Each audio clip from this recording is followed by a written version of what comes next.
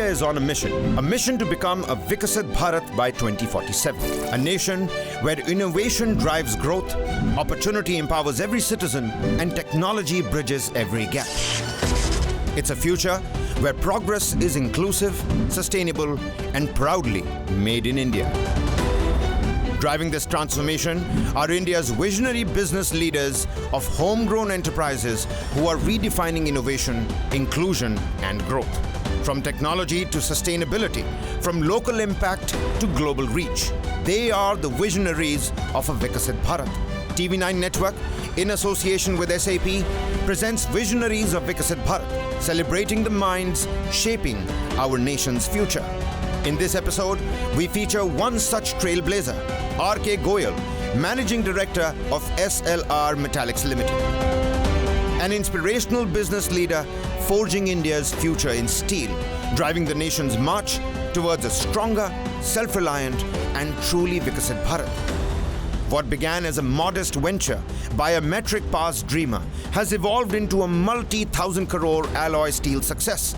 Under his dynamic leadership, SLR Metallics has emerged as one of India's leading manufacturers of alloy steels, special steels and billets, catering to critical sectors like automotive, engineering, defense and infrastructure. And here is the visionary himself, who turned vision into reality, sharing how determination and innovation shaped his journey towards success. Business और इंसान कभी smooth नहीं चलता। 100 successful businessman की एक list बनाई, उनमें से 90% लोग ऐसे मिलेंगे जिन्होंने अपना कंफर्ट छोड़ा है। AI is very good tool. It will be very helpful. No equipment, no machine can replace you.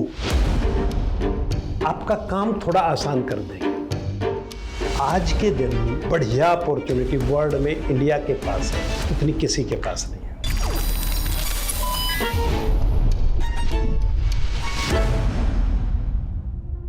I'm Rajkumar. I'm Managing Director of SLR Metallics. And our company is from 2013, this company.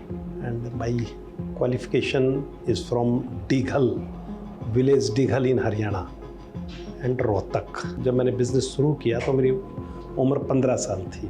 मेरे पिताजी जो हैं वो पहले हम आटा चक्की, कभी सुना हो तुमने, तो काम करते थे। फिर एक पेट्रोल पंप का भी काम था। तो सबसे पहले जो मैंने कहा कि मैं बिज़नेस करूँगा, तो मुझे करेगा क्या भाई, या तो गांव में आ जा, बहुत बढ़िया ज़मीन है, फार्मिंग करेंगे, और तुझे पेट्रोल पंप चलाना हो तो इस पे देख ले। तो पेट्रोल पंप चलाने में कुछ होता नहीं है, that is not a business. अपने आप स्कूटर ले जाके लेने आ जाते हो, शाम को पैसा इकट्ठा किया, सब मतलब। तो मुझे लगा यार ये तो कुछ करना ही नहीं है, खाली बैठे रहते हैं। तो मैं फैक्ट्री लगाऊंगा। Can you believe it was a big joke in my whole family and village. लोग कहते थे ये पागल हो गया, फैक्ट्री लगाएगा। मतलब उस टाइम 80s में फैक्ट्री लगाना माना जाता था कि बड़े लोग फैक्ट्री लगाते हैं। उस टाइम हमने एक प्लांट लगाया वेस्ट रिसाइकलिंग का। उस टाइम ईस्ट वेस्ट जर्मनी होती थी, तो मैं वेस्ट जर्मनी गया।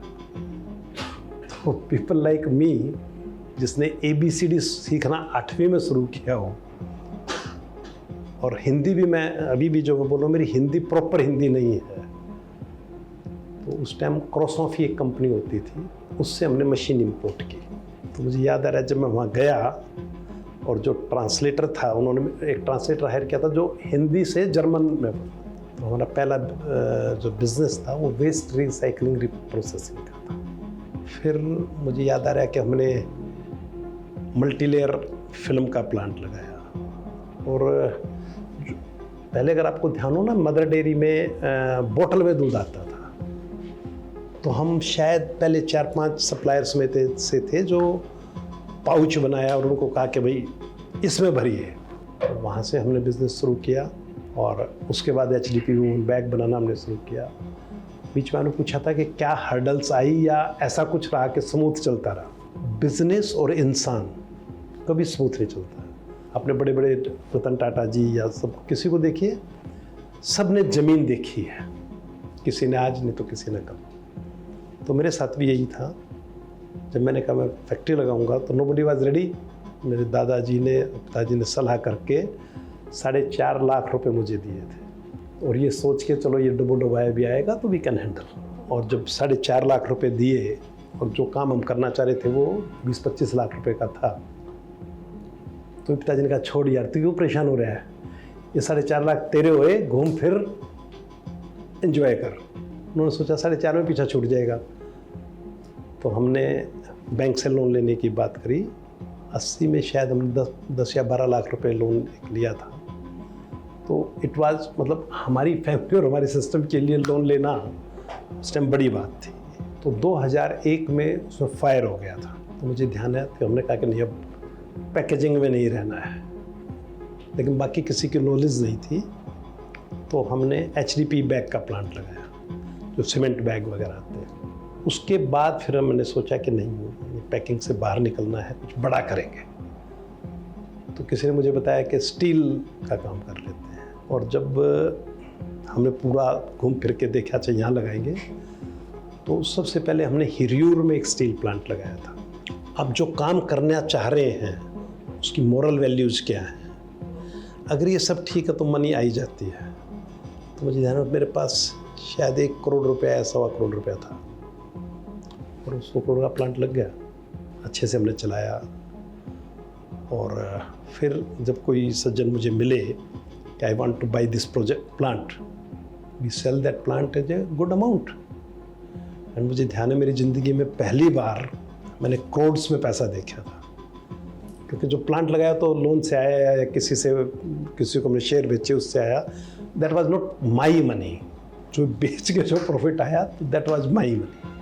आज के दिन जितनी बढ़िया अपॉर्चुनिटी वर्ल्ड में इंडिया के पास है, उतनी किसी के पास नहीं है। मैन पावर की अगर बात करें, आज वर्ल्ड में कहीं भी इंडिया या चाइना के अलावा मैन पावर अवेलेबिलिटी नहीं है। अगर है तो वो ओवर एज्ड होती जा रही है। दूसरे, उसकी कॉस्ट बहुत ज़्यादा है। माननीय प्रधानमंत्री जी ने एक स्लोगन दिया है कि 2047 में हमें 30 ट्रिलियन की इकोनॉमी करनी है। 30 ट्रिलियन मतलब आज से 7 गुना ज़्यादा। पिछले 4 साल के अगर आप डाटा देखेंगे, हम इस स्पीड से या इससे थोड़ी सी ज़्यादा स्पीड पे ग्रोथ करेंगे तो 30 ट्रिलियन हो सकता है। हम AI में काफ़ी काम कर रहे हैं।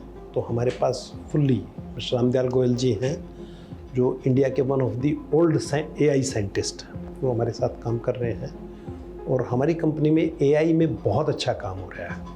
नो डाउट एट ऑल कि AI is very good tool and we are using and we have to increase using AI tool. It will be very helpful.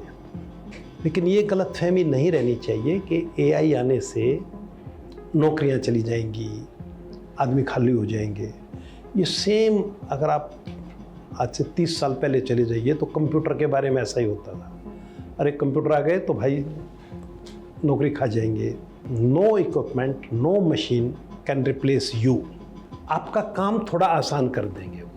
जिस स्केल पे अब हम काम कर रहे हैं, मान लो 3000 करोड़ की टर्नओवर है या 5, तो बगैर digitalization it is not possible at all.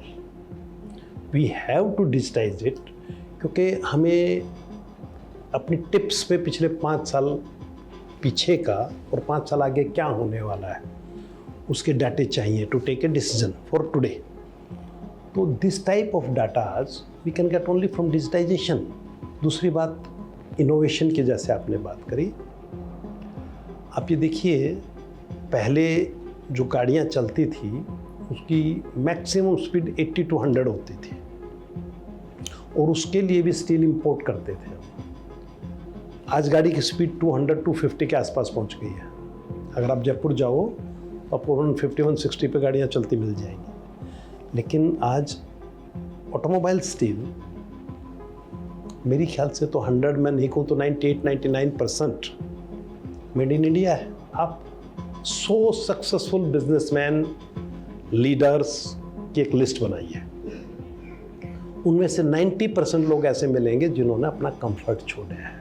जो कंफर्ट छोड़ने के लिए तैयार हो गया उसकी सक्सेस को कोई नहीं रोक सकता। Myself, Nancy Goel, daughter of Mr. Rajkumar Goel.